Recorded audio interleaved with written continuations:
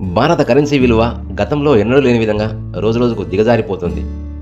ప్రపంచాన్ని శాసిస్తున్న అమెరికా దేశంతో పోల్చితే రూపాయి విలువ పతనమవుతూనే ఉంది. అసలు రూపాయి ధర తగ్గడం అంటే ఏమిటి? తగ్గితే ఏమవుతుంది?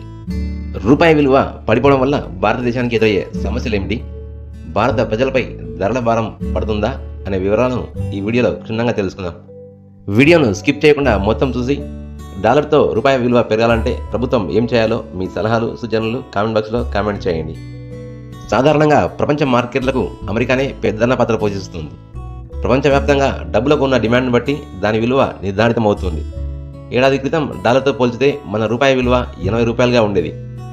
ఇప్పుడు ఆ విలువ 86 రూపాయల 59 పైసలకు చేరింది. అంటే డాలర్ విలువ 6 రూపాయలు పెరగ్గా రూపాయి విలువ 6 రూపాయలు తగ్గిందన్నమాట. విలువ పడిపోవడం వల్ల భారతదేశం అమెరికాతో జరిపే క్రయ విక్రయాలు వర్తకంలో 6 రూపాయలు భారతదేశం నష్టపోవాల్సి వస్తుంది.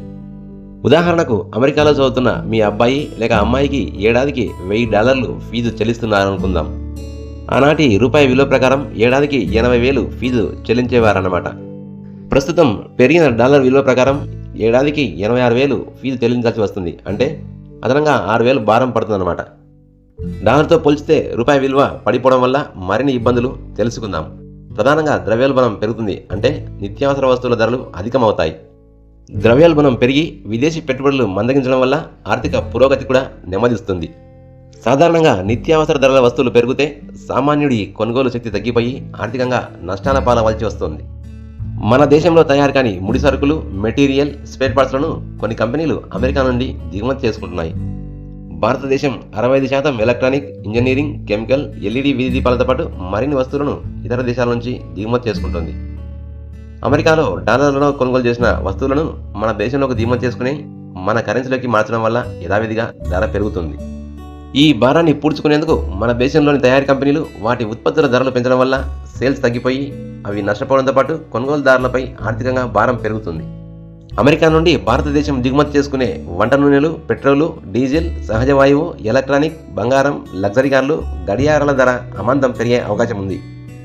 వీటితో పాటు మెరుగైన వైద్యం కోసం అమెరికా వెళ్లేవారు, విదేశీ పర్యటనలు, సందర్శనకు వెళ్లే వారిపై ఆర్థిక భారం పెరుగుతుంది. రూపాయి విలువ పడిపోవడం వల్ల నష్టాలేనా, లాభాలు లేవా అంటే లాభాలు కూడా ఉన్నాయి. అవేమిటంటే కొన్ని సాఫ్ట్వేర్ కంపెనీలు తమ సేవలను అమెరికాకు ఎగుమతి చేస్తున్నాయి. ఇక్కడ రూపాయి ధర అమెరికాలో డాలర్కు మారడం వల్ల ఆదాయం అధికమవుతుంది. వీటితో పాటు ఔషధ కంపెనీలు, వస్త్ర రంగ పరిశ్రమలు ఆదాయం పొందే అవకాశం ఉంది. ఈ పరిశ్రమలు అమెరికాతో పాటు ఐరోపా మార్కెట్లకు తమ ఉత్పత్తులను ఎగుమతి చేస్తున్నాయి కాబట్టి ఆదాయం పెరుగుతుంది. అమెరికాలో ఉద్యోగం చేసుకునే ఉద్యోగస్తులు, స్థిరపడిన వారు భారతదేశంలోని తమ కుటుంబ సభ్యులకు డాలర్లలో డబ్బులు పంపడం వల్ల వాటిని మన కరెన్సీలోకి మార్చుకుంటే అధికంగా ఆదాయం పెరుగుతుంది.